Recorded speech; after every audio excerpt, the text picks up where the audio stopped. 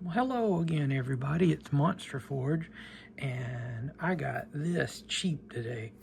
I was in Walmart, and, well, before I say that, I've been wanting a Mandalorian Din Djarin figure for quite a while, but, in the Black Series. I have him in different versions, but I never got one of the Black Series 6-inch ones because I don't know. I never, for one thing, I have rarely ever seen them in the store, but I don't like parting with $25 for a toy most of the time. It's one of those things I reluctantly will do if it's one that I really want, like this guy.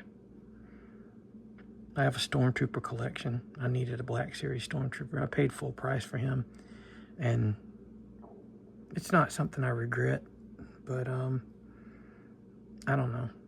That's just me. It's got to come with a lot of bells and whistles for me to pay full price for them. But anyway, went in Walmart today, and I had been wanting to get this figure of Din Djarin for a while, but it was full price. I found him for $10 today, and $10 for one of these figures is a steal. I would have picked him up for $15. That's probably what I would like to pay for it, but I figured he had been sitting, like, I think he's a re-release of an earlier Mandalorian figure. I'm not sure. I'm not up on my editions and such like that, but the packaging is fantastic for this guy. I love the artwork on the package there. It's got him with the dark saber there, and yeah. So this is the Mines of Mandalore version, which, if you haven't seen the last season of The Mandalorian, fantastic episode. I won't tell you much about it, but it says on here, it says, reunited with Grogu, Din Djarin undertakes a new quest to reclaim a place in Mandalorian society as his sacred people unite to take a stand against the Imperial Remnant. It was a fantastic episode, and that last season, I really loved it. A lot of people complained about it, but you know what? Compared to some of the other crap that had happened in Star Wars around the same time, this was like cinema gold. I think a lot of times people complain just to complain. I'm just glad that we've got fairly fun Star Wars. It's not beating us over the head with something that doesn't seem like Star Wars.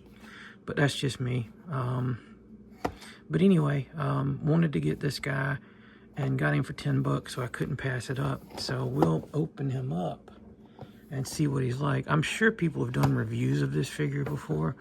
I didn't watch any of them before getting this, because I didn't want any, I didn't want to be copying anybody purposefully, or, I might say some things that other people have said, but it'll be completely, that's right, Wendy. It's a box. My cat Wendy loves boxes. But anyway, he has a few accessories that come with him. I think earlier versions of this had probably more weapons and such. I know one of them has the rifle, like the disintegrator rifle.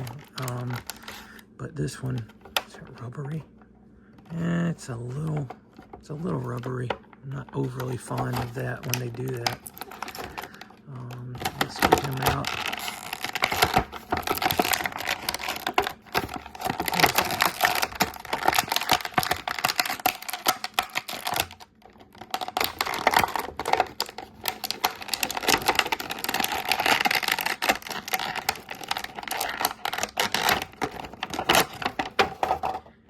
Wow. Man, they stuff those things in those things, and they're so freaking loud. It's like 3 o'clock in the morning. I don't want to wake anybody up, but hey, sometimes you have to. Not exactly sure where his knife is supposed to go. if he has a holster for the knife. But he comes with, oh great, almost lost the sword.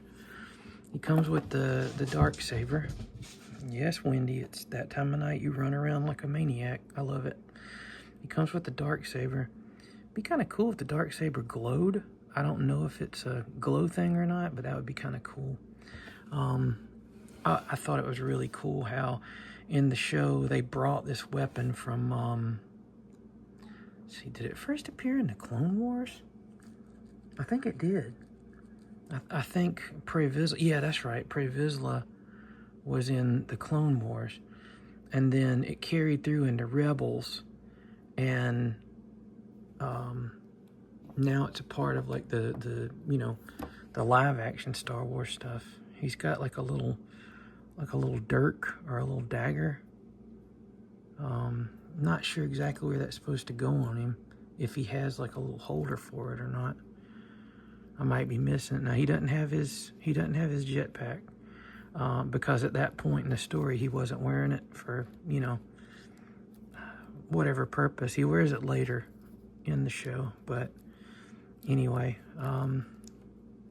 he's really nice. Like the joints feel really good on him. He has a butterfly. Let's see. Yeah, that turns. All right, let's see if his gun fits in the holster. I mean, it should. Yep, fits perfectly in the holster. It's a really nice figure. You can actually get the little sway to his hips. Are these drop down? No, they're not drop down joints. G.I. Joe classified figures have me spoiled about those joints. They've got like a pin in the middle of the crotch, and the ball joints are on a little arm that'll drop down, and you can get a higher kick out of it, and plus better posing.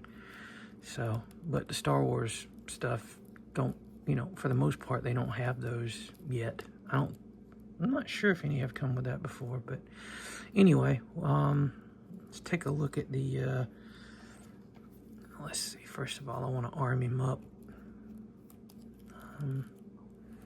Where would he even hold this knife? I don't know if he'd be able to hold it in his hand. It's really too small to be held unless it fits between his fingers or something. Not sure. He has a trigger finger on that one. I mean, he can hold it in his hand like that. So I'm gonna shiv you. Yeah. Anyway, it's too much fun. Well, let's look at like the articulation on the guy. His head is, oh, it's like a double. He's got like a joint in the inside of the chest up here where the neck is. He has like a joint that's in there, like a ball joint, and he has a ball joint in the head, so he's got like a great range for expression and stuff. Like he can do that thing that he does. This stuff might be removable. I'm not sure, but I have found with these figures, when you know, any of the ones that have like the snap apart parts where you can pull off the belts and stuff, it's notoriously hard to get them pegged back in like they're supposed to be. He has the oh,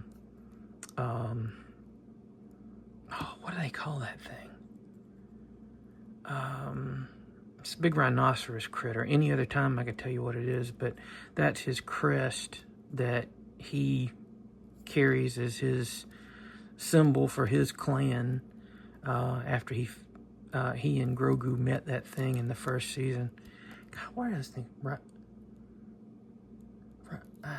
I don't know. It's a rhinoceros type critter. Normally with Star Wars stuff, I can name it. The shoulder pads are on a separate little piece in here. And so they move independently. He has a butterfly joint where he can move his arms more forward and back like that. He has a pin and swivel joint at the shoulder. Gives it a good range of motion. These shoulders like this, I like them. Some people don't, because whenever you lift the arm, they kind of stay out. But it's just that easy to pop him back down. He has a cape that's removable if you take the helmet off, but that's just going to stay on there. He has a swivel at the bicep, and he has a joint that gives him over 90 degrees. Well, no, it's right at 90, maybe a little bit over. He has a swivel at the wrist and a hinge that brings it in and out. Now the question is this... Oh, good. He has the forward,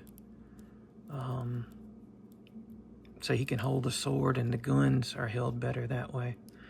Now he has a waist. He has a waist joint. I think it's a ball joint, so he gets a little bit of movement like that. Like I said, I think this is reissued because it has the place for the backpack, like it was, you know, supposed to be part of everything. Does this pin? No, it doesn't pin in there. His hips can go forward this far. Back is limited by his butt cheeks. He can go out about that far. He's got a swivel at the upper thigh. He has, is it double jointed or just single? No, he's got single jointed, but it's got a swivel there too. No boot cut, but he has ankles that pivot up and down, and they pivot side to side for wide stances. Pretty nice. Let's see how he holds his gun. We saw how he hold a sword. But the gun, yeah, that's good. That's it. I'm tapping the figure to make the focus go in. I gotta tap the camera, dummy. But yeah, he looks great. Let's see. I'm